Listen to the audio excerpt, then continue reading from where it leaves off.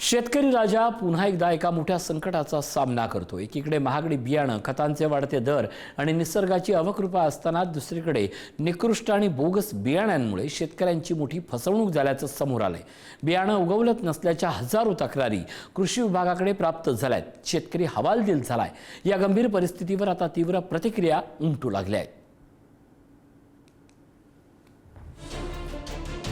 उगवलं काहीच नाही, दाना नाही उगवलं। डबल पेरणी करायची, आता इलाज नाही, डबल पेरणी करायला लागणार। यवतमाळच्या बाभुळगाव तालुक्यात मिटनापूर मधले हे आहेत शेतकरी रणजित दांडगे।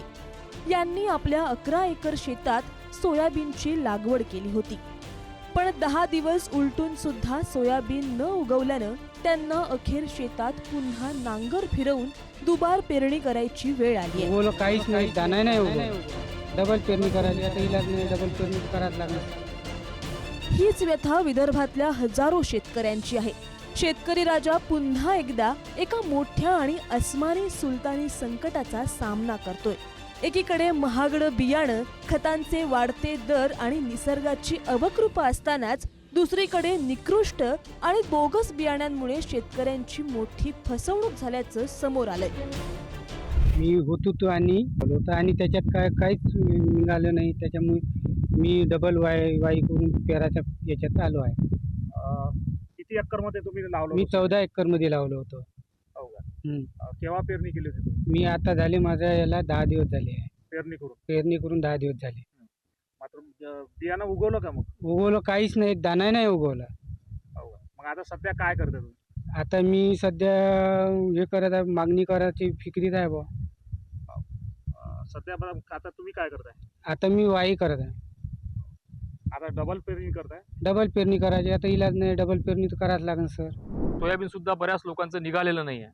त्यात प्रामुख्याने हुतुतू आणि बुस्टर, महादेव या कंपन्यांचे सोयाबीन निघाले नाही अशी बऱ्याच शेतकऱ्यांची तक्रार आहे। आमच्या बाजूलाच एका शेतकऱ्याचं 6 एकर सोयाबीन निघालेलं नाही आहे हुतुतूचं। तर या गोष्टींकडे शासनाने लक्ष द्यावे आणि शेतकऱ्यांना पूरक अशा गोष्टी करण्याकडे प्राधान्य द्यावे। कृषी अधिकारी नुसते कागदावर कामं करतात। कृषीचे जे लोक आहेत ते प्रात्यक्षिक येऊन प्रॅक्टिकलमध्ये काहीच करत नाही, फक्त कागदावर कामं करून शासनाला पाठपुरावा करत असतात। आम्ही रवी सीडचं उन्नती सोयाबीन पेरलं आहे, पण आमच्या शेतातलं सोयाबीन 10% निघालेलं आहे। तर आमचा तक्रार अशी आहे का सोयाबीनशिवाय शेतीशिवाय आमच्याकडे कोणता पर्याय आहे नाही। तर शेतीतलाच माल नाही निघाला तर आम्ही कसं करायचं? आमच्याकडे दुसरा व्यवसाय कोणता आहे नाही। शेतीतनी जर उत्पन्नच नाही झालं तर आमच्याकडे आत्महत्या करायचा शिवाय कोणता पर्याय राहिला नाही आहे। पश्चिम विदर्भासह संपूर्ण विदर्भात हीच परिस्थिती आहे। हजारो तक्रारी कृषी विभागाकडे प्राप्त झाल्यात। यामुळे शेकडो हेक्टरवरील सोयाबीन उत्पादकांवर दुबार पेरणीचं संकट ओढवलंय। पश्चिम विदर्भात एकूण तक्रारी 2382।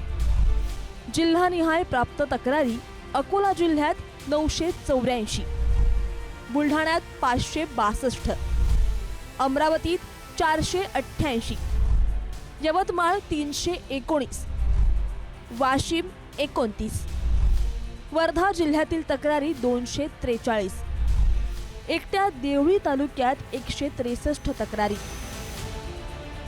खरीप हंगामात शेतकऱ्यांना दर्जेदार कृषी साहित्य मिळणे हा त्यांचा हक्क आहे, पण कृषी विभागाच्या ढिसाळ कारभारामुळे शेतकऱ्यांच्या माथी बोगस बियाणे मारण्यात आल्याचा संशय व्यक्त होतोय।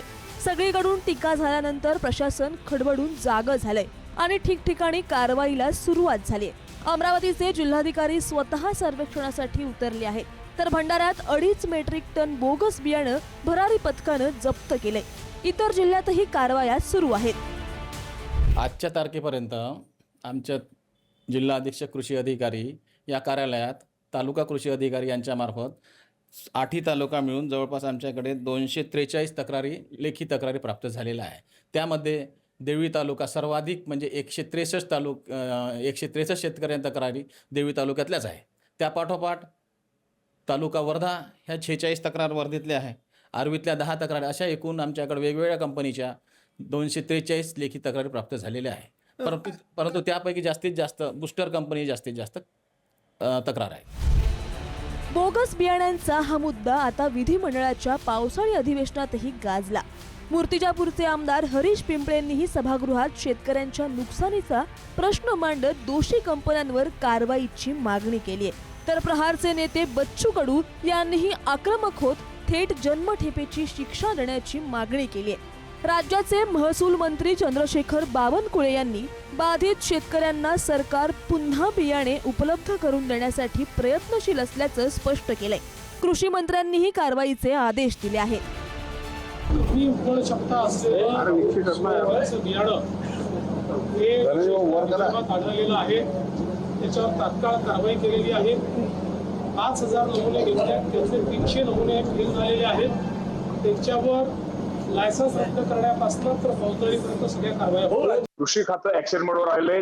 ज्या बाहेरच्या काही राज्यातून ज्या बियाणे कंपन्याचे बियाणं आपल्या राज्यामध्ये आलेले आहेत, मी स्वतः अधिवेशनामध्ये त्या कंपन्याची नावं वाचलेत. तक्रारी खूप आलेल्या आहेत. बियाण्याच्या बाबतीमध्ये निश्चित प्रकारे शेतकऱ्यांची माझ्या फसवणूक झालेली आहे.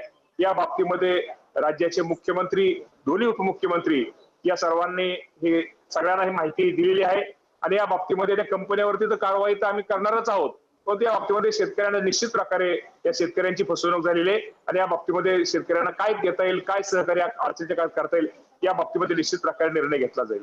मला वाटतं जन्मठेप केल्या पाहिजे या कंपनीतल्या लोकांना, कारण ह्या अशा पद्धतीनं एका वर्षाचं बी बेकार निघालं का वर्ष वाया जातं आणि वर्षामध्ये आयुष्य चाललं जातं. मग हुतुतुवाला असेल, हे जे काही बियाणं आहे यांनी निश्चितच आम्ही पण सभागृहात तो मुद्दा मांडला होता आणि याच्यावर कठोर कारवाई करण्यासाठी खरं तर समोर गेलो पाहिजे. या सर्व सप्लायर जे लोक आहेत, ज्या शॉपमध्ये विकल्या गेलं, ज्या मुख्य त्यांचे एजन्सीज आहेत त्यांच्यावर गुन्हे दाखल करण्याचे निर्णय कृषी विभागाने घेतलेला आहे. परवाच माझं त्या ठिकाणी सूरज मांढरे त्यांचे कमिशनरशी बोलणं झालं. अमरावतीमध्ये बऱ्यापैकी 800-900 हजार शेतकऱ्याला फसवलं आहे, असे अनेक ठिकाणी तक्रारी आल्या आहेत. या कुठल्याही कृषी केंद्रांना, त्यांच्या सप्लायरला सरकार सोडणार नाही. त्यांच्यावर प्रचंड गंभीर गुन्हे दाखल करेल आणि या शेतकऱ्यांना पुन्हा बियाणं कसं देता येईल याकरता आम्ही काम करतोय. विदर्भातील लाखो शेतकऱ्यांचं भवितव्य कृषी विभागाच्या चौकशी अहवालावर आणि सरकारच्या तातडीच्या मदतीवर अवलंबून आहे.